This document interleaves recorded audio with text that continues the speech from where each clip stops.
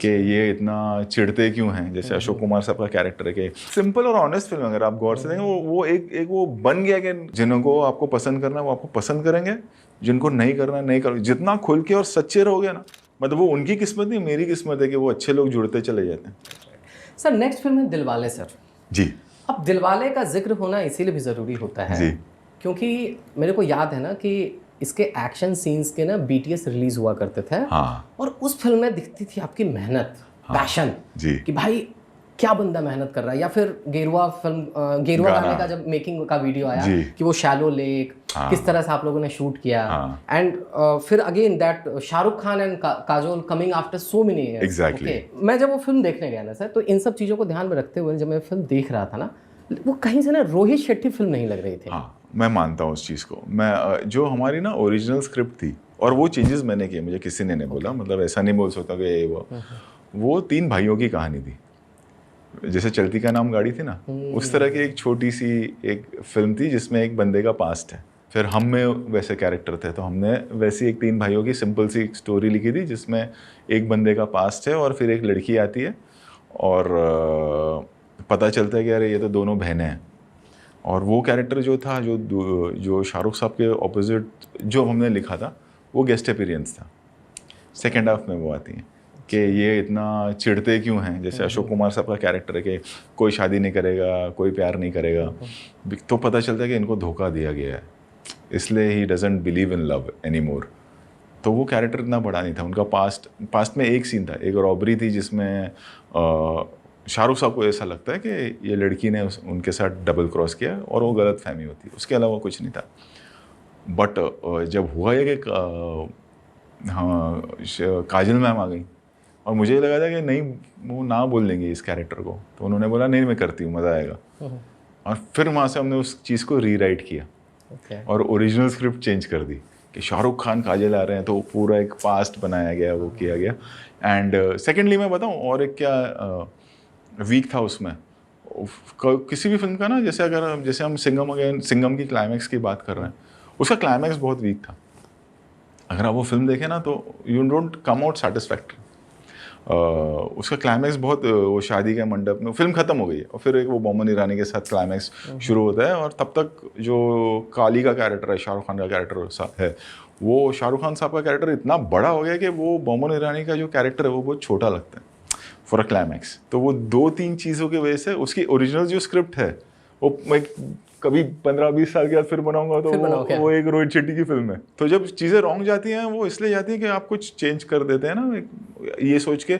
और उस वक्त फिर हमारी ये सोच भी थी कि अगर गेस्ट अपीयरेंस में या छोटे से रोल में काजल मैम आती हैं तो इतना बड़ा पैर है, वैक्सलैश ना आ जाए कि अरे ऐसे कैसे यार, एक्सपेक्टेशन हो जाए। तो उस एक्सपेक्टेशन पे हम काम करना हमने कर दिया था। तो वो आपका कहना बिल्कुल करेक्ट है, वो सेकंड मेरी वीक फिल्म थी दिलवाले। हाँ, इसलिए उसने चेन्नई एक्सप्रेस जितना बिजनेस नहीं किया बिकॉज़ वो वीक थी फिल्म। मेरे को लगता है कि सर्कस आपकी एक ऐसी फिल्म थी जिसमें आपने कोई गाड़ी वारी नहीं उड़ाया था, राइट? हाँ, वो गलती इसलिए नहीं चली उसका पूरा बड़ा सिंघम अगेन में कर दिया। बट सिंघम मतलब अगर आप मुझे पूछे ना सर्कस और उससे ना थोड़ा सा मुझे एडिट करना चाहिए था, छोटी कर देता ना।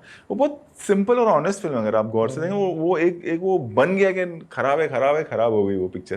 आपको लगता है आप ज़रूरत से ज़्यादा ईमानदार हो और आप ऑन रिकॉर्ड बहुत सारी ऐसी बातें बोल देते हो, जैसे कि आप ये बता रहे हो, खुद ही आप एडमिट कर रहे हो कि हाँ भाई इसका क्लाइमैक्स वीक था या गोलमाल 2 मेरी वीकेस्ट फिल्म है। हाँ, को लगता है कि इतनी ईमानदारी, ऐसा है ना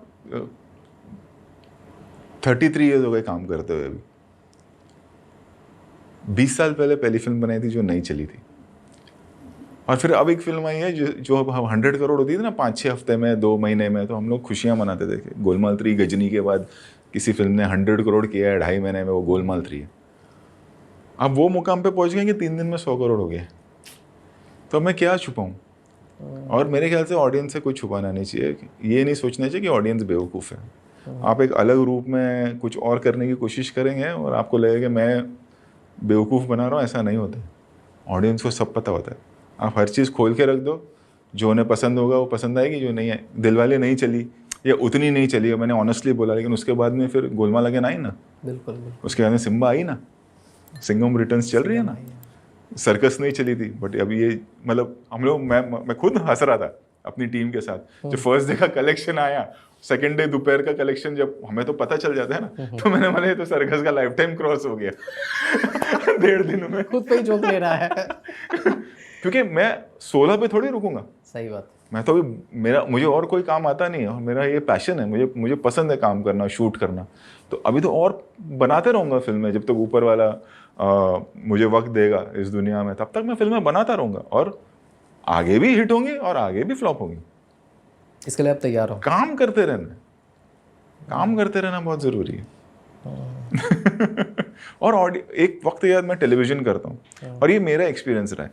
मुझे ये भी पता है कि जो पॉपुलैरिटी मुझे मिली एज ए डायरेक्टर, मतलब एक हाउस होल्ड ब्रांड हूँ मैं, इसलिए नहीं क्योंकि मैं कोई ग्रेट डायरेक्टर हूँ, वो लोगों का प्यार है टेलीविज़न की वजह से या गोलमाल जैसी फिल्मों की वजह से।